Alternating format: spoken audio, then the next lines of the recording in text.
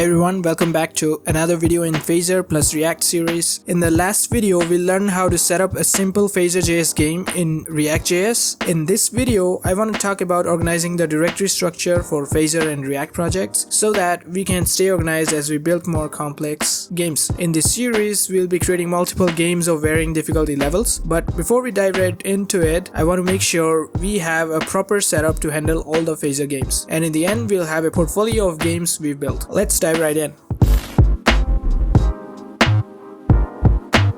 Welcome back. I'll be starting with the code where we left off last time. You can find all the code in the GitHub repository. The link is in the description below. You'll also find the video specific code in different branches, so it will be easier for you to follow along. And if you've missed the last video, it has a lot of useful information that you might want to check out. I'll leave a link to that in the info button and the description as well. In the last video, we created a Phaser game with an example scene and we had everything in app.js, but we can do better than that, right? Since we plan to create multiple Phaser games in this React project, it's a good idea to organize the code in a more structured way. First, we'll create a reusable component for rendering our games. Let's call it RenderGame.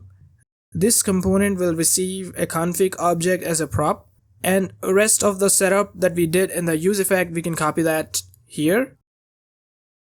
And we'll create a directory for all our Phaser related files and name it Phaser. Inside this, we'll create a subdirectory called games, which will contain the files, scenes, and configs for specific games. For example, we can name the directory as example because in this case, we are having an example game that we followed along using the getting started guide. Now, every Phaser game starts off with a config object where we add configurations and scenes. We can put the games config in index.js, and for the scenes, since a game can have multiple scenes, we'll create a scenes directory and we'll place all our scenes here.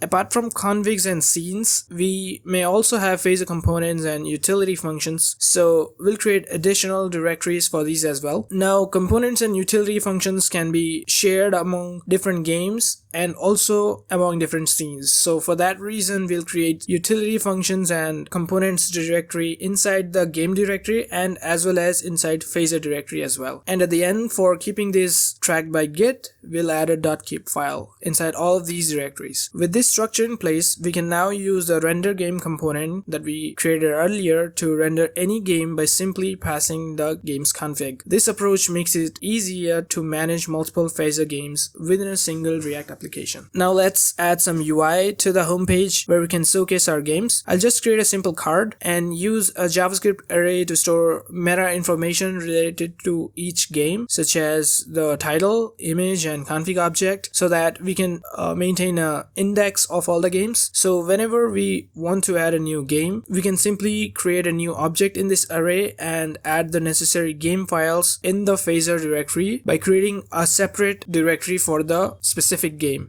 That's all I wanted to cover in this video. If you are interested in Phaser and want me to continue making videos in this series, make sure to hit that like button and subscribe. In the next videos, we'll start creating simple games, and along the way, we'll dive deeper into Phaser concepts and explore how the game engine works. Yeah, that's it for this video. See you guys in the next one. Peace.